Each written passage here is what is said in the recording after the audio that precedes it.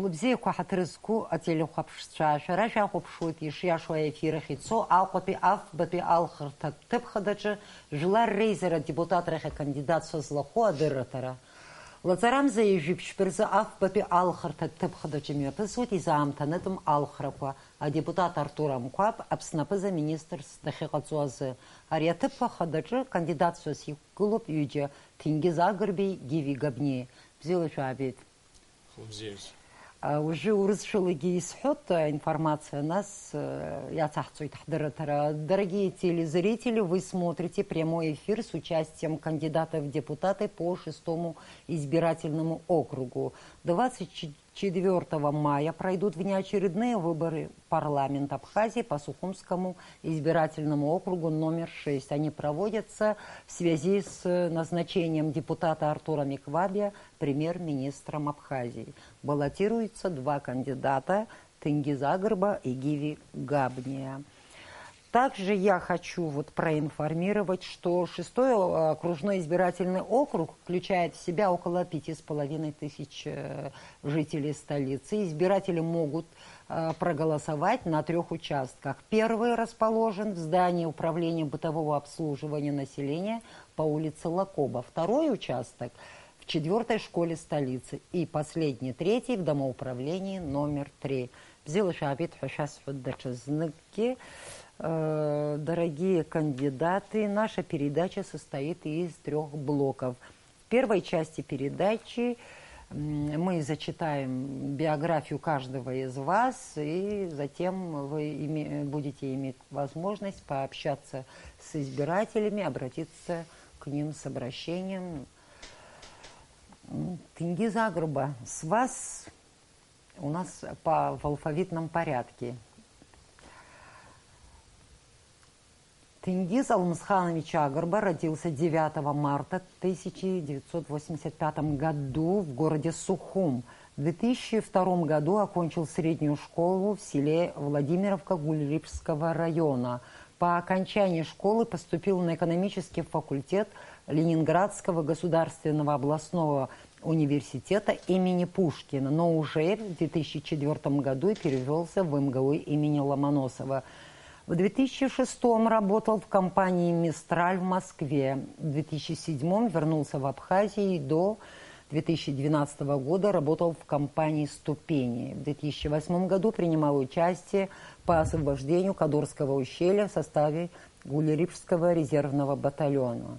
С 2009 года по настоящее время занимается общественно-политической деятельностью. Один из организаторов репатриации абхазов из Сирии. Является автором ряда статей и публикаций в местных и зарубежных СМИ. В мае 2014 года вошел в состав Временного совета народного доверия. Женат.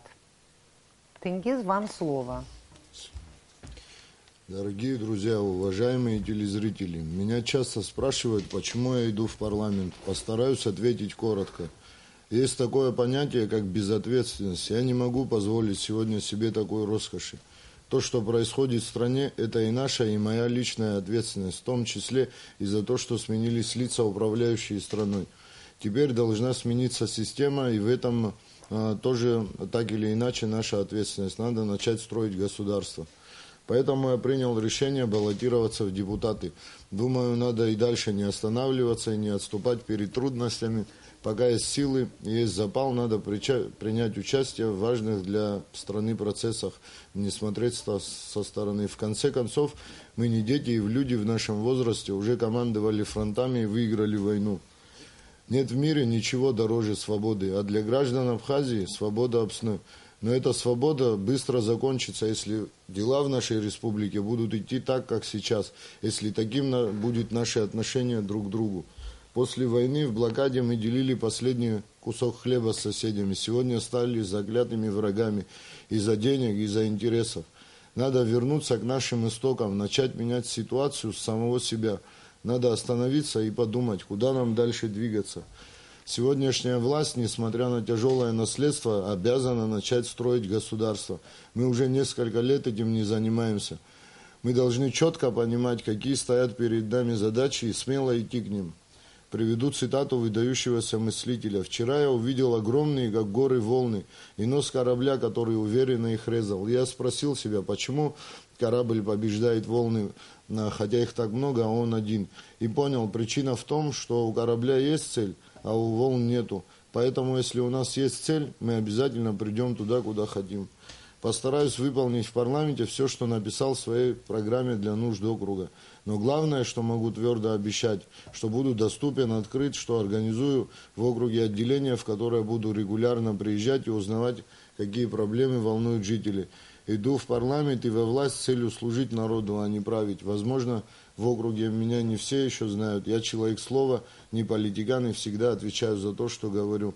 Мой номер для всех доступен, я не забываю, не собираюсь забывать, что главная цель любого политика – это служение народу. Спасибо. Спасибо, уложился. Теперь я зачитаю биографию второго кандидата. Гиви Георгиевич Габня родился 6 февраля 1971 году в городе Сухум. С отличием окончил Тхарчалскую первую и среднюю школу. В 1988 поступил на юридический факультет АГУ, затем перевелся в Уральский государственный университет. Учебу в вузе пришлось оставить из-за военных действий в Абхазии. Во время Отечественной войны народ Абхазии принимал участие в доставке медикаментов, продуктов. Являлся юристом Комитета Общества Красного Креста в городе Гудаута. В 1994 году окончил АГУ с дипломом на отлично. Работал по специальности в различных организациях как Абхазии, так и России. С 1999 года работает преподавателем кафедры «Гражданское право и процесс» юрфака АГУ. Активно выступает в открытой печати на ТВ по актуальным вопросам жизни страны. С 2005 по 2007 год являлся председателем Сухумского городского собрания, а с 2007 по 2011 год депутат Сухумского городского собрания. Женат, имеет четверых сыновей. Гиви, вам слово. Хадруску алхвича. Абар честно таглит алхрамта. Айнас худжмичик шгупахча зарqalot алхраква инмцет. Аха закони шахала шергезин шимоп харги хамопазин хак харгларц шерги шнены шибжин нажгарц. Созцой сара яха кандидат раз на депутатах сосцоя парламентах. А яйца бургуп янхет юшукса. Юшукса ганкахала и хозер и матч зарqalotаха. Ташаганкахала хинткарра вацхрар тахзар юшукса гивигез ход хискуянагут. Сара зиндырю я хасабла сгуянагут исулшот и вебшим законку рцаракны нас гиадгыларакны абрихинткарра хацхрар сазын. Тарз скура зуб хепиам тазаха хинткарра чуц абсахраква амиш тагылазын убрезын сара хинза сулшо. Яхабвей алхрат закон абсахракнома, а политика система абсахракнома. Нас гисара хатала университета гнаусада злоит аджауса закон уги абсахрома. А танчи чаруса зарома уги абсахраква это хубиш дроит. И вебшима экономика закон кваркна ваги ухавол хуроб. Имачо на плакома ашахтко русакнома. Уи и куб хазозар пытки куб хазор. А хайхин заслушо свуяна год убрисад глотха. Яратып хадай хамокна ваги и вебшим аводайра когял. Свуяна год ваги и хин заслушо сыжлар алхитша срыдглана и хин заслушо рабхесглана срыдсхраветха. Уважаемые избиратели, мы сейчас также накануне выборов. Так получилось, что эти выборы очень часто повторяются, особенно вот в наше время сейчас. Конечно же, наверное, мы немного все-таки поднадоели всем, но ничего. У нас есть право избираться, у нас есть право выбирать. Я думаю, этим нужно воспользоваться. Тем более курс страны взять на реформы. Я думаю, что у меня достаточно есть определенного, небольшого пусть потенциала для того, чтобы в этом курсе тоже поучаствовать. Приложу усилия по вопросам избирательной системы, по вопросам изменения политической системы, вопросами реформы пенсионного обеспечения, трудового законодательства, различных экономических законопроектов, касающихся малого, среднего бизнеса, вопросов изменения в налоговое законодательство. Можно многое перечислять, но одно для избирателей я могу сказать точно, что если я говорю, я это делаю. Стою рядом с теми, у кого есть проблемы. А проблемы в нашем округе, они предостаточны. Такие же проблемы, как и во всей стране, но все-таки надо с людьми быть. Я доступен для каждого. Не отхожу от них далеко. Спасибо. Это Гиви. Орги Охцит, Узапчаз Амте, Хатырску, Телехопштра, Хдыртара Акпи Ахтанцит, уже минут пжек Апсшара, я сахцует Шхахопшла.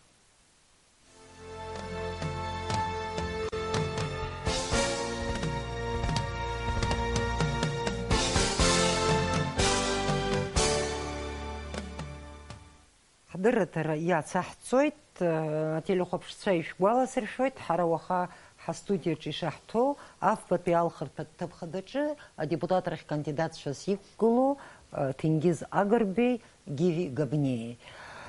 وشتا أتيلو خبشتيارتيز الزارة وكبس حبس في حورس في لبسو في ألوت حرا حبس تزارة شغيبش وبريقنتي شارتي سابخر ستخوب لياني دابج بحنوب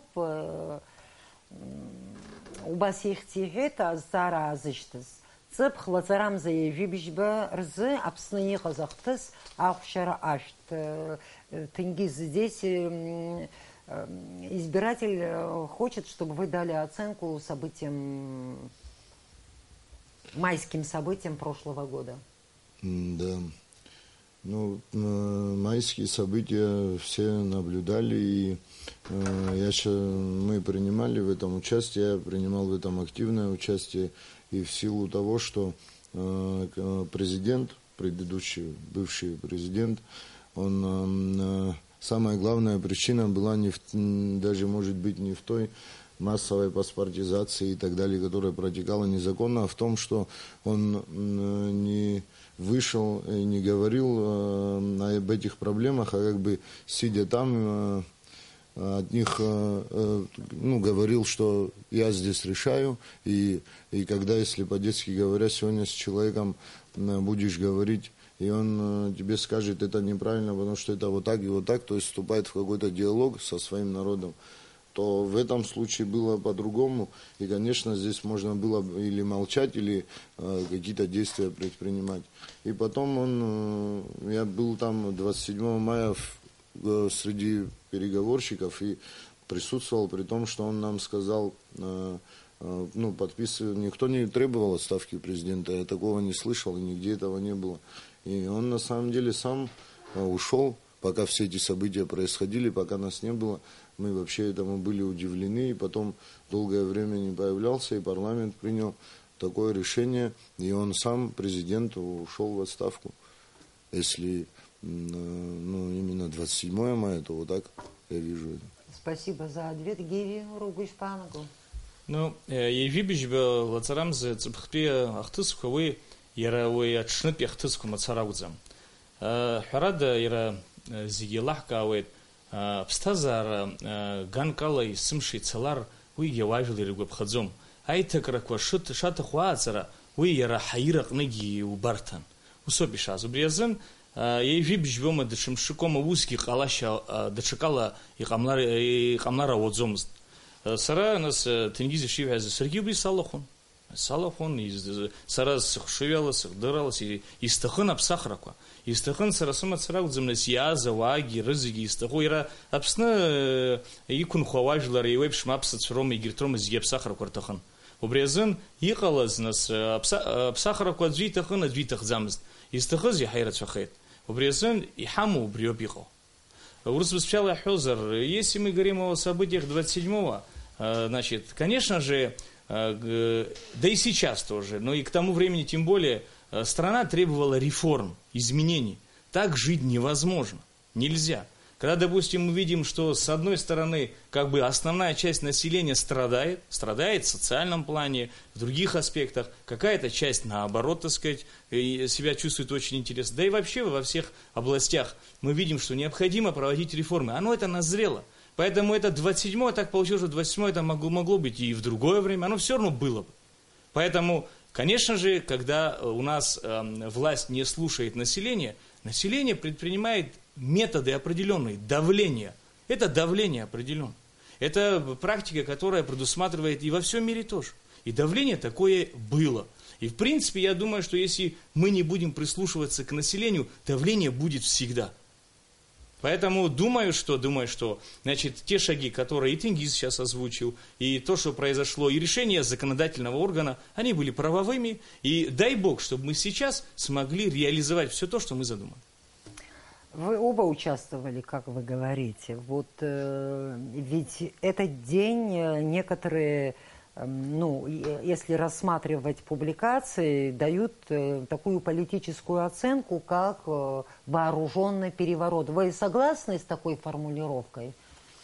Нет, не согласен, потому что этого действительно не было. Я там был везде, как бы сказать, на самых, может быть, таких острых моментах, и как таковой даже и драки там не было. Но этому всему даже легитимность придала, наверное, ну, какую-то, в скобках, не то, что парламент принял, и не то, что вот эти, а та толпа, та огромная масса народа, тот сход, который стоял там, и женщины, и старики, которые стояли там днями и ночами, это было показателем народного недовольства, и поэтому, конечно, самым важным фактором, и кто это сделал, вот это были эти люди и их недовольство.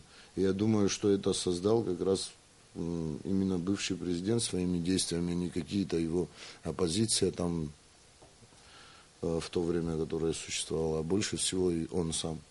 Леонид, что я добавлю? Ну, когда мы говорим вооруженное, так сказать, там, нападение или изменение, на самом деле этого же не было. Мы люди, простые люди, просто стояли на митинге, на встречах и так далее. О каком вооружении речь вообще идет? Чтобы такими фразами распыляться, нужно действительно иметь основания. Оснований никаких. То, как я повторил, это было давление, но было давление эмоциональное. Другого там не было. Леонид Абыджба спрашивает у Роспелопозара, как бы вы разъяснили софинансирование зарплаты бюджетных органов, ваше толкование? Пожалуйста.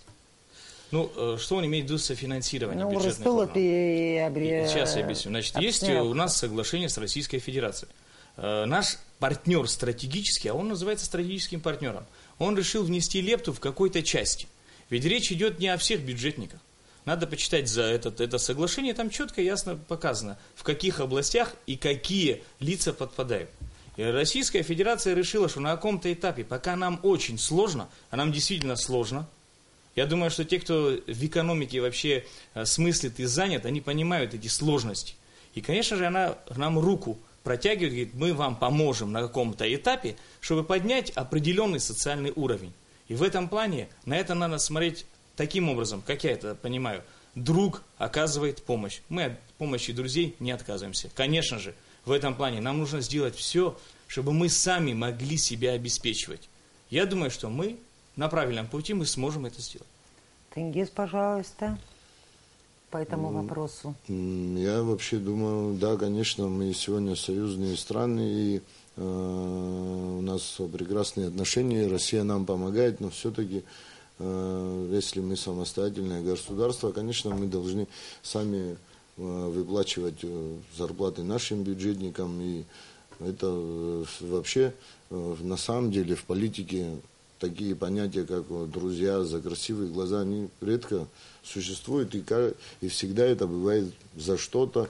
И самое опасное в этом, что мы можем как бы садиться на экономическую иглу, сами ничего не делая, не развивая свою экономику, мы можем впадать в какую-то экономическую зависимость. Поэтому надо развивать собственную экономику, конечно, чтобы мы могли обеспечивать и свою армию, и своих бюджетников, всех зарплатой достойной. К этому надо идти, стремиться, по крайней мере. Спасибо, Тенгиз. Здесь вопрос лично для вас. Вы молодой человек, не рано ли вам в политику? Я просто обязана спросить. Я считаю, что не настолько мы молодые люди. Вообще этот вопрос может быть и не только ко мне, а ко всему поколению. Я считаю, что нет, не рано. И люди в нашем возрасте, и в истории есть примеры, и в нашей недавней истории я вот говорил, что люди в нашем возрасте командовали фронтами, и даже Ардзинбе был в свое время сравнительно молодым политиком. И я думаю, что никакой проблемы нету, мы уже зрелые люди и вполне способны брать на себя ответственность и отвечать. Я могу даже добавить, очень-очень хорошо, что молодые люди,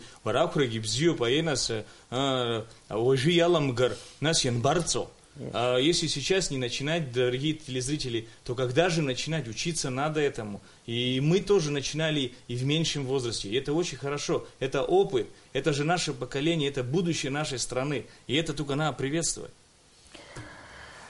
Здесь вопрос, как вы считаете, Абхазия может быть самодостаточной, процветающей страной, или у нас нет для этого ресурсов? Такой какой-то... А подписант есть? Нет. А, так анонимный, нет, да? Да. Ну, я считаю, конечно, может быть. Надо к этому идти, и надо ставить правильные задачи, как уже говорил, и идти к ним. Я думаю, что надо в первую очередь сейчас проводить политическую реформу. И нынешний президент не раз об этом заявлял, и создана конституционная реформа, и надо проводить эти, в том числе и даже ограничения власти какое президента. И поэтому надо, конечно, не отказываться и проводить это в скорое время, потому что и в этой системе есть определенные риски. Также надо местное самоуправление менять, законы, потому что люди, какой-то чиновник в центре, он не всегда знает то, что нужно в селе или где-то на местах. Лучше может знать человек, который живет там. И я думаю, что надо выбирать также, изменять это закон о местном самоуправлении, чтобы люди сами имели возможность выбирать, и выбирать своих руководителей на места. Но как можно говорить о том, что мы не можем быть самодостаточными? Да, я понимаю. Пессимистичный вопрос. Нет, абсолютно. Пускай не переживает и тот товарищ, который задает вопросы. Вы понимаете, наша страна в различные периоды своей жизнедеятельности проходила и такие тяжелые времена, и все-таки выдержала. А сегодня, да, конечно, я понимаю, очень сложно. Но в любом случае, нам необходима организованность. Пора уже нам говорить о том, что мы должны четко жить по нормам, по законным нормам, я имею в виду по правовым нормам.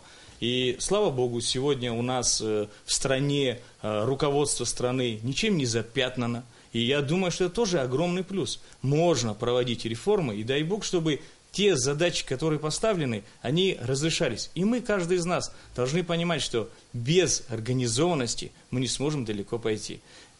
Даже скажу по-другому. Слушайте, у нас даже, если брать в примеру, есть такие крестьянские хозяйства, просто хозяева, которые у одних очень хорошо, а у других, видишь, и слабенько. Правильно же? Почему? Вот как организовал у себя в доме, вот так и есть. И здесь тоже ничего сложного нет. У нас потенциал в нашей стране экономически достаточно для того, чтобы все-таки быть самостоятельным, независимым. Полностью, я имею в виду, экономически и так далее. А тем более, если посмотреть на наш народ. Слушайте, посмотрите, какой золото народ. Понимаете, люди все понимают. Конечно же, они понимают, если к ним плохо относятся, и реакция адекватная. А так, любые начинания, сделай Абхазу или жителю Абхазии хорошее, оно оборачивается всегда. Есть у нас. Этот весь потенциал надо использовать. Я думаю, у нас достаточно возможностей, и шанс у нас сейчас тоже есть. Мы будем процветающим государством. Это был Как вы считаете, если провести политические реформы, то этого будет достаточно, чтобы наша жизнь улучшилась? Вот такой вопрос. Я думаю, что этого недостаточно. Должны быть, помимо этого, естественно, профессиональные кадры и образованные люди, но и этого может быть недостаточно. Иногда есть примеры такие, когда образование в силу характера, оно может оборачиваться и иногда во вред, потому что конъюнктура бывает в жизни, она людей как-то по чуть-чуть подламывает, и они начинают служить каким-то определенным или своим интересам, или людям, а не общегосударственным интересам, будучи чиновниками. Поэтому, конечно, должен быть характер, должно быть горение какое-то внутри дальними целями, для следующих поколений что-то делать. И поэтому одних политических реформ, да, недостаточно. И главное богатство любой страны, это наш народ. И поэтому, конечно, самое главное поднимать народ, образование его, и чтобы достойные люди были представлены всех поколений во власти. Спасибо. Чингис правильно говорит, надо любить народ. Вот это все Чингис Шугит, это, скорее всего, любовь. Но когда говорим о политических реформах, здесь тоже, я думаю, что есть свое мнение. Ну, реформы какие, допустим, есть мнение в нашем обществе, что нужно, значит, власть президентскую немного ослабить и дать возможность для парламента больше, ну, скажем так, властным быть. Но скажу здесь свое. Я все-таки сторонник сильной президентской власти, чтобы у нас ответственное лицо было, не просто группа лиц ответственных. У нас система наша не такая, не партийная, поэтому мы не можем сказать, что какая-то партия взяла на себя ответственность за судьбу страны, правильно же? Поэтому пока у нас, как бы, президентская страна, и пускай президент, физическое лицо, будет ответственным. Я за такие реформы. Поэтому, конечно, реформы необходимы, они назрели и в обществе. Здесь тоже нужно относиться очень аккуратно, дабы не навредить. Потому что любые реформы приводят или к плюсу, или же к отрицательным моментам. И здесь нужно именно выгадать такой момент. Как же будет нам интереснее? Конечно же, Тенгиз здесь прав. Здесь еще необходимы кадровые вопросы. Но когда мы ощущаем, что все-таки во главе государства патриоты, то они и к кадрам будут относиться правильно, насколько я понимаю. И одними реформами, конечно, нет. Отношение к населению, каждому человеку, каждому гражданину. Не забывать о том, что каждый человек – это индивидуум. Часто приходится слышать, что основной нашей задачей является расширение круга стран, признавших Абхазию. Так ли это, по-вашему? Ну, это, конечно... Это все-таки внешнеполитическая задача. Ну, комментируйте, пожалуйста. Это, наверное, тоже важно, но я думаю, что не стоит на этом зацикливаться. Задачи номер один, надо построить такую Абхазию, чтобы здесь было комфортно жить, что и для своих граждан, и в первую очередь и для партнеров каких-то наших.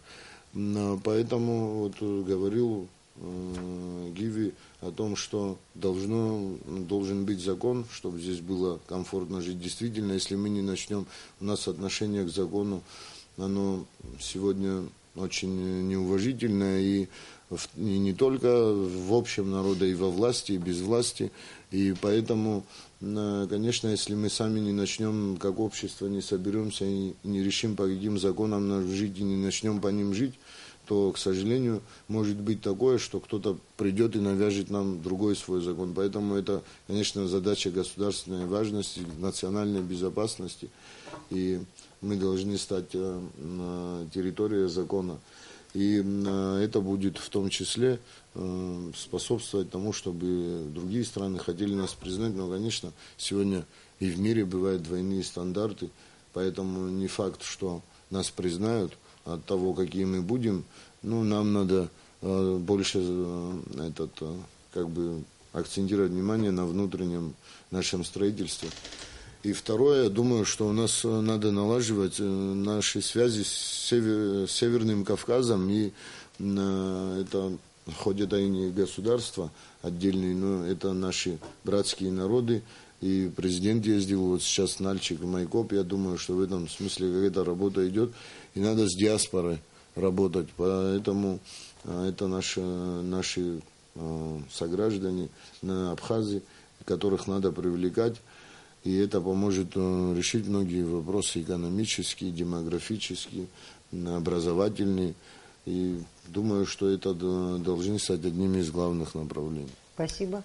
Ну, конечно же, это очень важно, когда признает нашу страну, признает огромное там количество или большой круг стран и так далее.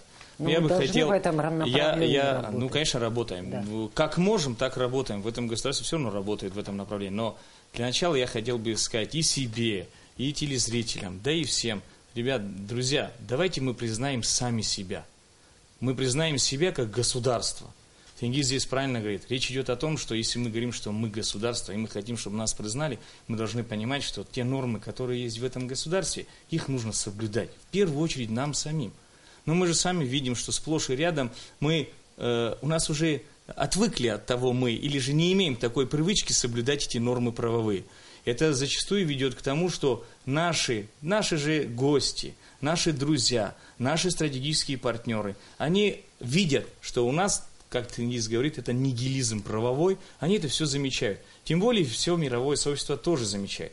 Давайте вспомним наши традиции, чисто кавказские, абхазские в том числе, как мы почитали нормы, почитали действительно. Когда говорят, что здесь население какое-то, оно закон не уважает, а я считаю по-другому. Здесь всегда уважали закон, всегда. Это почитание старшего, младшего, отношения к поколению и так далее, к гостям, это все нужно возвращать. Оно у нас пока, оно есть, его просто надо развивать. Если мы к себе отнесемся очень строго, то также к нам с уважением будут относиться и другие народы, соответственно, другие страны. Я думаю, что показав пример на нашем, я даже хочу немножко отвлечься.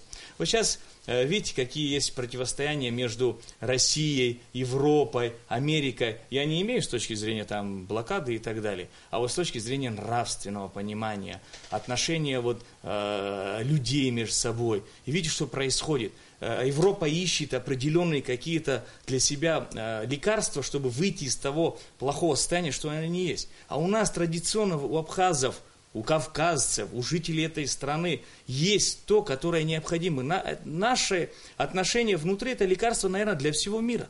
И нужно сохранить, люди к нам еще как обернуться. Я думаю, что те страны, которые даже вот не желают признать, увидят, что здесь порядок, норма на высочайшем уровне, и еще как будут признавать.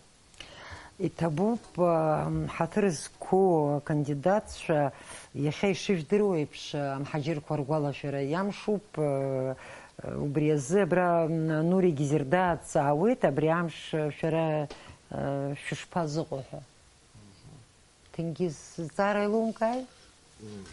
Ну, я думаю, это важнейшая проблема для нашего государства. И я когда я люблю историю и так далее, я знал всю историю этого, но в какой-то момент я подумал о том, что, к сожалению, у нас очень плачевная демографическая ситуация. И вот в мире есть такая тоже статистика, если посмотреть, что чем выше уровень стран иногда, материальный, иногда они к 40 годам, как подвиг, там одного ребенка заводят, а наоборот, в каких-то африканских странах заводят по 6-8 детей.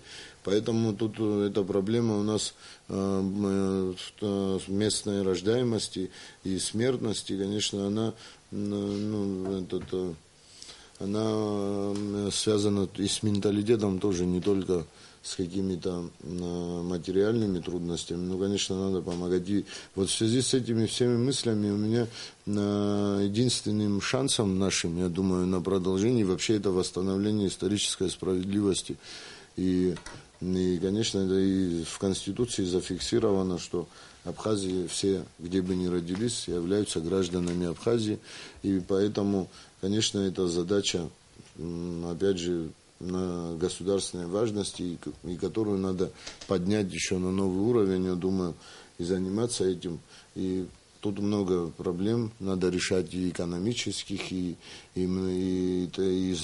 то, чтобы здесь работали законы и так далее, чтобы привлекать сюда диаспору массово, чтобы они с нами как-то вместе комфортно мы создавали какую-то такую, вот они там немного, менталитет поменялся, у нас тоже с тех времен мы можно, сейчас грубо так скажу, стали более похожи на русских, может, они где-то на турков, и поэтому нам надо вместе сообща возвращаться, наверное, к истокам. И я думаю, что это, точнее, одно из самых важных направлений. Спасибо. Ну, Сергей, Вякокатца, Илка, Бари, Риасцара, и Хепи Амш, они фюни, Вейзашкуса, Цитубри, Ахтусква, Цейштеха, Уихазен Дарадза, Вадайрани Хаму, При трагедии, Бихадрует, Ви, и Хевзам, и Сымши Хон, Ярахшкует, Шириует, Уизаги, Дарадза, Бенуху, Хужиглот. Ехепиам тазы, яра Владислав ебзурала, яра усам хаджир шанырхо, срьюс ферстагзам, сез ферстахоп, харахтква хамталы ицаракхет, убысхан пиам, тубыси халет. Ехепиам тазы, харай хамоп хтула, даргирму бубысатула. Убриязын абриязцара, егява дейраква якушазар, хакушазар, апсважлар, мазрама сарома, дыгажлар хозар. Узги хепиамтазы ихынхыртал шарако. Тенгиз яшани хет. Ра ихынхыртал шарако баха харед харбаро бабра анхара ишиман шало. Харад даразын хгуразны хшыко. Хаш цвашоп шай хай гурашин хаха рахерт брюзел шара шуко дырбату.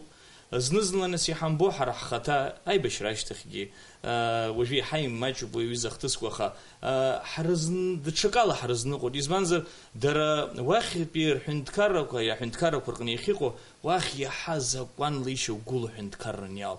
Вар худшеги дчакала яв. Хара мачк хацхкет убриязар убриязын убриги хаз худсна. Хара дырбзорала хара хыпхадзара хардует. А хыпхадзара яцанако же апсвази гирдрует. Яра игирта ажларку гирдрует. А хыпхадзара и шухтоя нау. Бусқаноп яра амчкинумо. Амч, хыпхадзара имачна хан. Акрт шпа хуцваз. Арт мачу бхарул готирласная. Аха уя гумшера выдышазаробаха.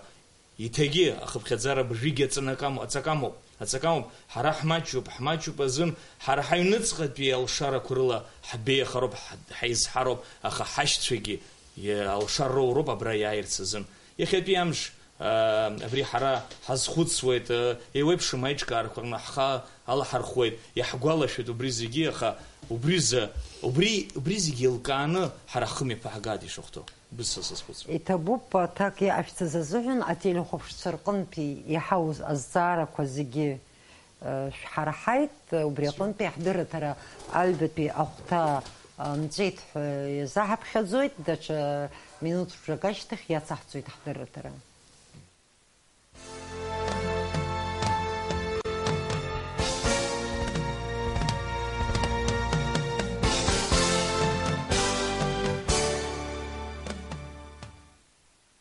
Хатырзку телехопшца я цахцуит хдыртара студияч уаха шерафизара квартак карцуит афпапи алхарта тапхадачы депутатрах кандидат шасикку Тенгиза Гырбы Гиви Габнеи.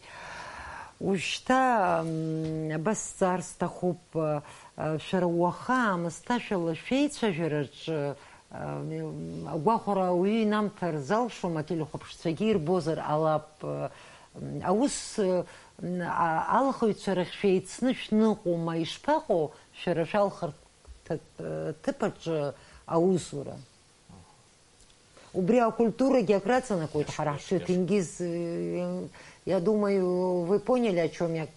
Как вы сосуществуете со своей агитацией в округе?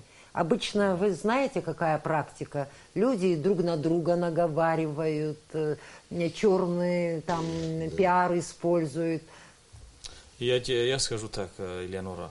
Значит, сегодня вот такие формы у нас что? Наоборот, слушайте, мы должны друг друга хвалить.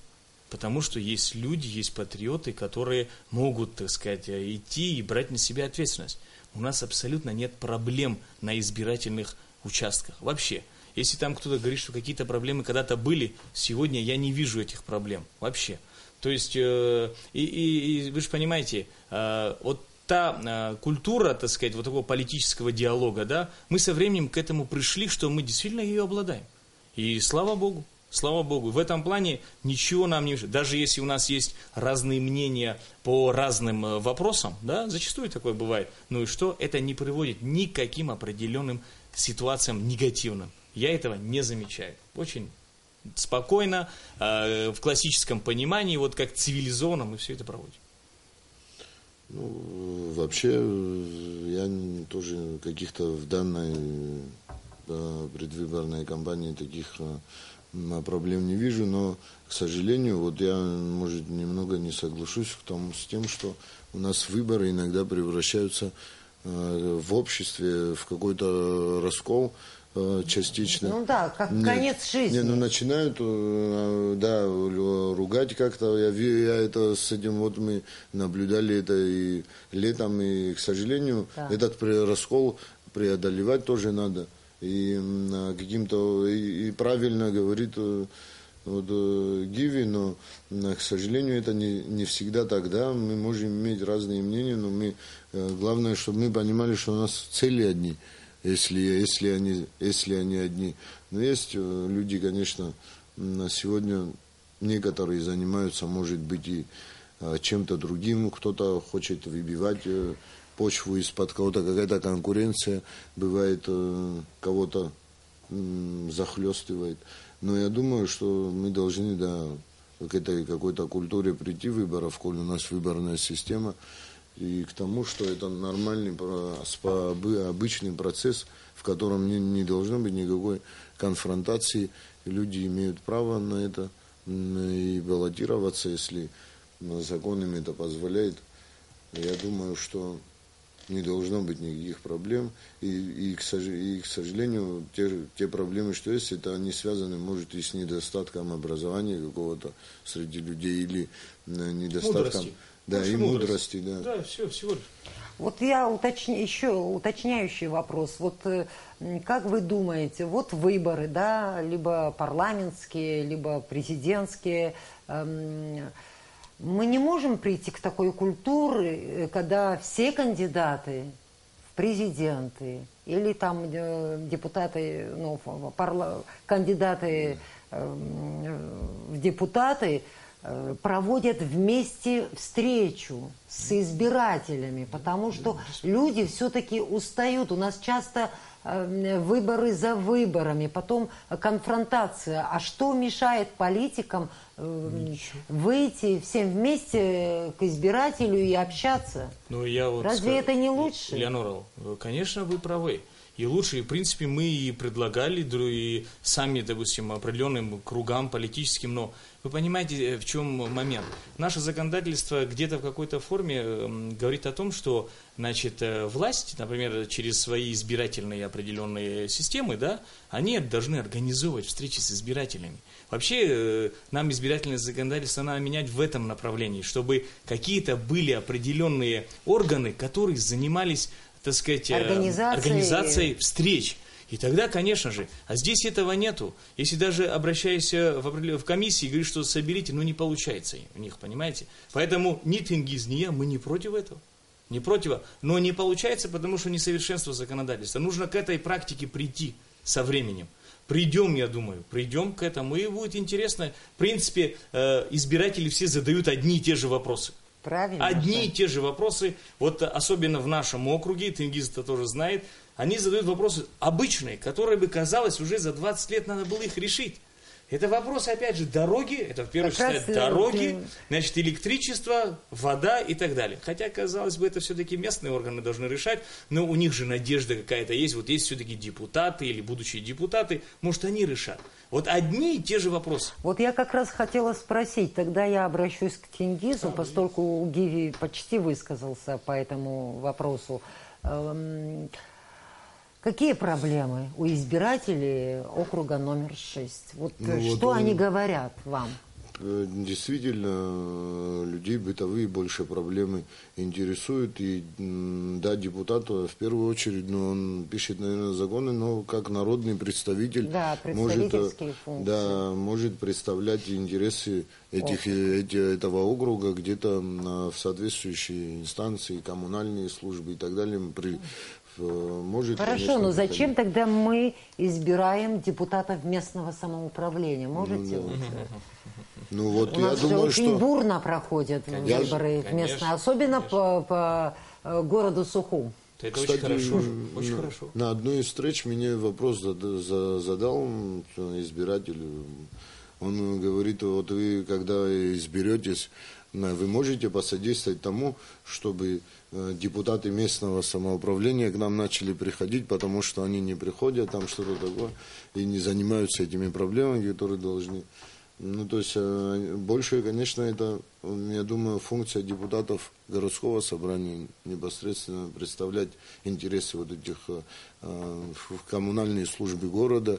И, ну, вот вы задавали вопрос, что интересует, и насчет дорог, и вот насчет там рынок находится в этом районе, есть какая-то специфика, можно представлять, есть еще корты. Мне около кортов задавали вопрос тоже по поводу того, что туда, я вот знаю, вложено было 90 миллионов и собирается вода. И то есть социальные проблемы. Да, в основном и там нету даже, да? Там нету раздевалок, проблема развязки вот вокруг рынка. Вы им обещали, что сделаете все?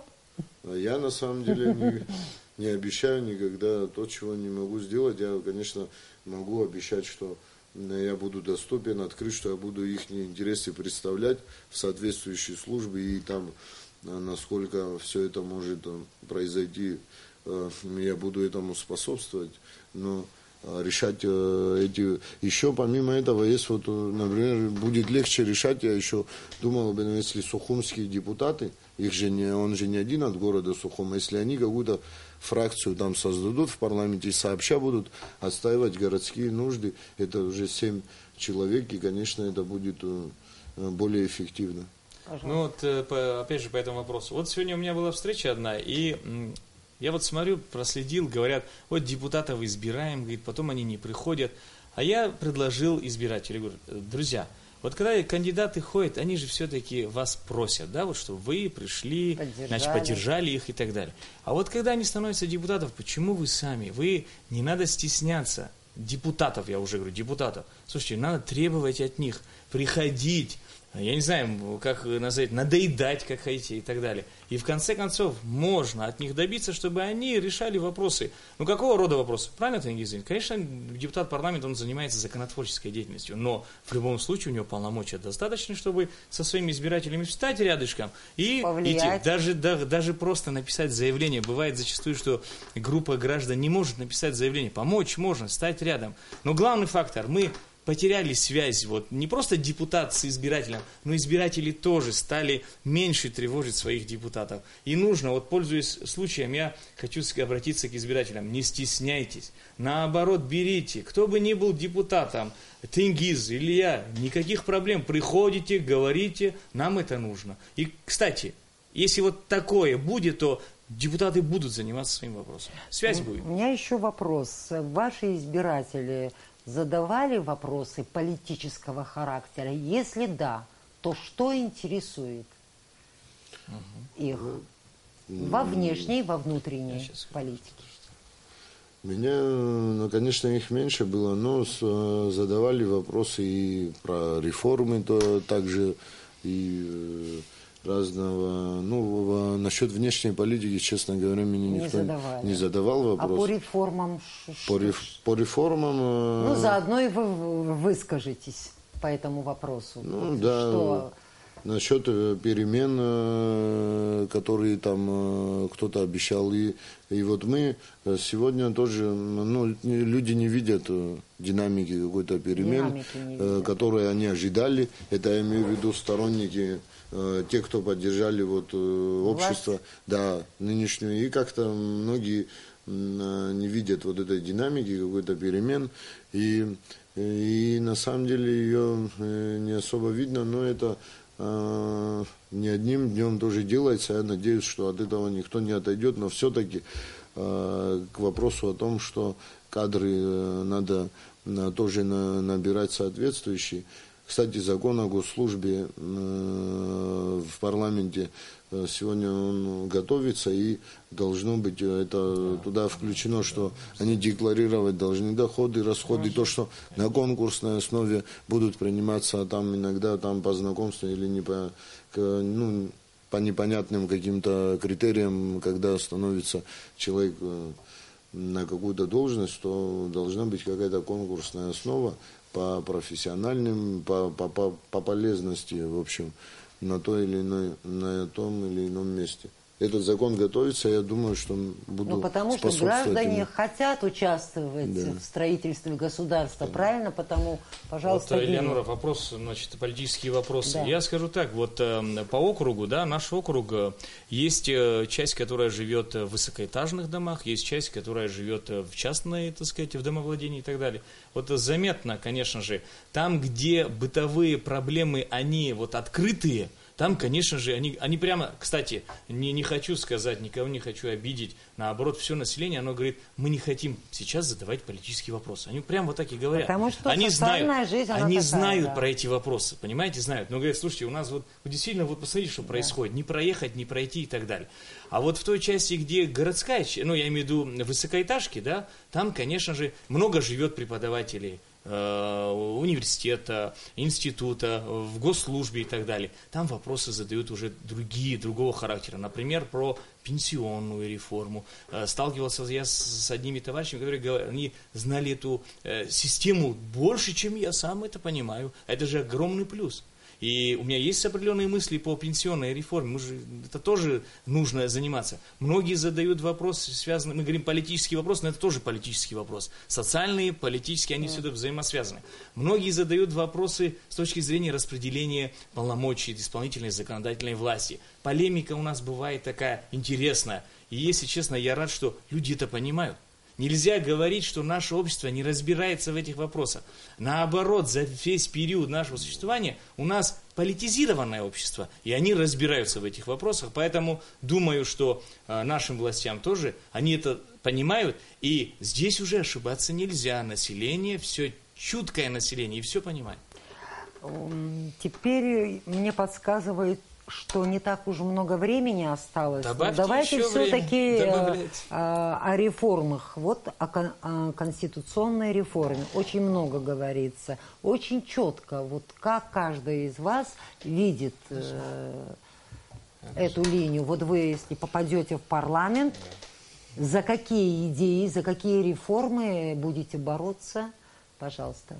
Ну, я уже в период, когда вот было то же самое 27 мая и последующие события, когда были выборы, меня этот вопрос остро интересовал в силу того, что я чувствовал ответственность за то, что происходит, и как-то, чтобы говорил с нынешним президентом о том, чтобы эти реформы действительно были воплощены, и было полное понимание этого вопроса, и я надеюсь, что и думаю, что это будет обязательно сделано. А насчет перераспределения и каким образом, я думаю, что у нас Конституция на самом деле написана не совсем таким образом, что, к сожалению, фактически исполнительная власть, она становится почти королевской, и фактически парламент мало... То есть вы за то, чтобы расширить полномочия парламента?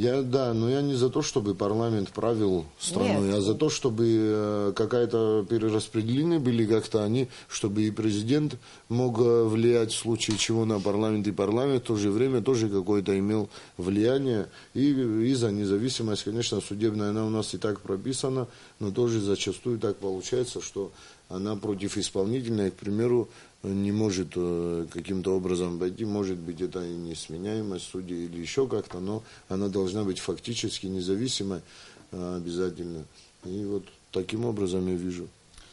Ну, я с другого ракурса к этому подхожу. Значит, думаю, что, да, конечно же, сейчас в обществе речь идет именно о перераспределении полномочий. Вот исполнительная власть и законодательная. Но, думаю, до этого я тоже где-то высказывался и говорил, все-таки нам нужно подумать о нашей избирательной системе для начала. Я сторонник того, чтобы все-таки выборами в политические органы или же выдвигали политиков специальные на то организации, которые занимаются именно политической деятельностью, то бишь политические партии. Я сторонник того, чтобы у нас выборы были именно по партийным спискам там, и так далее, чтобы партии имели возможность этим заниматься. И учитывая мировую практику мировую, учитывая наш опыт, плохой, хороший, но наш опыт, думаю, что и потом, когда мы, допустим, если мы здесь проведем реформы такого рода, что у нас партии будут заниматься именно тем, на что они все-таки нацелены, и тогда можно будет думать о том, насколько перераспределять полномочия исполнительной и законодательной власти. Здесь я сторонник, еще раз я повторюсь, сторонник сильной президентской власти. Когда мы говорим перераспределение, здесь бы хотелось бы еще вот о чем сказать. У нас есть еще и проблемы взаимоотношения внутри исполнительной власти. У нас глава государства одновременно является главой исполнительной власти. А у нас еще есть премьер-министр, это тоже часть исполнительной власти. И в этом плане хотелось бы, чтобы премьер-министр был сильнее с точки зрения властных полномочий. И в этом плане баланс, думаю, будет где-то учтен, если премьер получит определенные полномочия и будет утверждаться парламентом. Соответственно, и контроль парламента над исполнительной властью и так далее. Это маленькие штрихи, об этом можно говорить много, но многое зависит от избирательной системы. Конечно, мы не должны забывать отсюда, от избирательной системы, и еще вопросы местного самоуправления. Местное самоуправление. Мы с вами сейчас имеем закон, по которому самоуправление представлено только представительным органом. А когда мы говорим местное самоуправление, должно быть полное самоуправление, где исполнительный орган на местах, он тоже должен быть в системе местного самоуправления. Это реформа, это нужно заниматься. И я думаю, что сейчас на правильном пути, тем более, что руководство страны во главе с президентом задачу поставили конкретную: избирательная система реформы и местное самоуправление реформы. Вот мое мнение такое, вот в таком ракурсе я это понимаю. Тенгиз, желаете что-нибудь добавить к Нет, сказанному?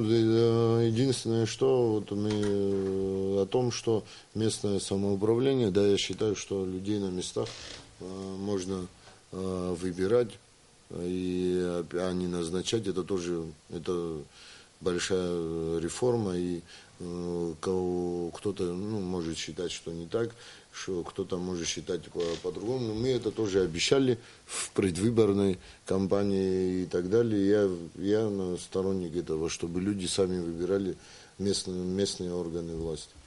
Уважаемые кандидаты, наше время истекает. У вас есть возможность еще раз обратиться к избирателям, и мы завершим передачу. Что обратиться к тому, что могу сказать, что приходили на выборы, голосовали, в принципе, потому что это есть такое право, и это участие как раз в жизни страны. И сегодня вот говорил Гиви, что люди устали, на самом деле устали, за последнее время очень много выборов, и ходить, и в том числе где-то они и разочарованы в том, что ничего особо не меняется, они выбирают и так далее от ихнего голоса. Но я думаю, что это настроение надо преодолевать каким-то образом и участвовать обязательно в политической жизни страны, иначе и в том числе после того, как свое избирательное право и также и депутатов, и власть, в принципе, она для того, чтобы служить народу, и они должны и требовать, и помимо того, что могут лишь голосовать, и желаю всем. Я чтоб Тенгиз ехал, цухтажа яхо яхтахуп нас алху дайна и бжин найгарс. Саража бжитирас вобхадзом бжинагар хаягиз студис банзар ри рейзиноб ри лушароб алху я шефзина зги убрикайцадзом ишимо лушара шхи яширхва убрёп ахарасиqasцо наски ишхамштан депутат вы шешок далысхыз дарбын залаки яйва шешпёп Яра яхе бжинашим газарги узги шешпёпа депутат дешухашмштын шусква ичбороз цара кома игирте ившим аводавер кома ико убыртки шимазар шнеевит яшхо чупхамшадзако. На русском тоже скажу. Но, конечно же, в заключении Тенгиз правильно говорит.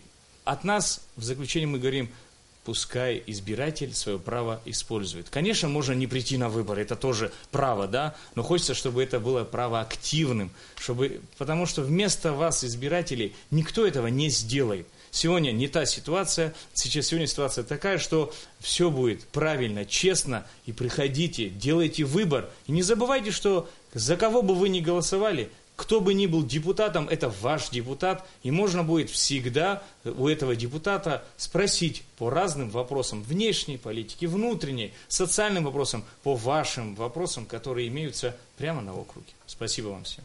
Хатырызку гивигярги па, Тенгиз Алмасханы па, Харахам Тантрит, Акушера хош всех черстаху, Лазарамза и Жившберзе, Скуяна гуд Алховича Нейп, Дараргуй и Шатахуепш, Рабиже Дргапха, Убряконпи, Алховича Ахуракахцует Харги, Яйва Алхаркурча, Шх Рылышер Хурц. Азжгидаться хазом. Азжгидаться хазом. Я зум зарзудата хазом. И табу пшаш хахопшоз абзераза. Сераз.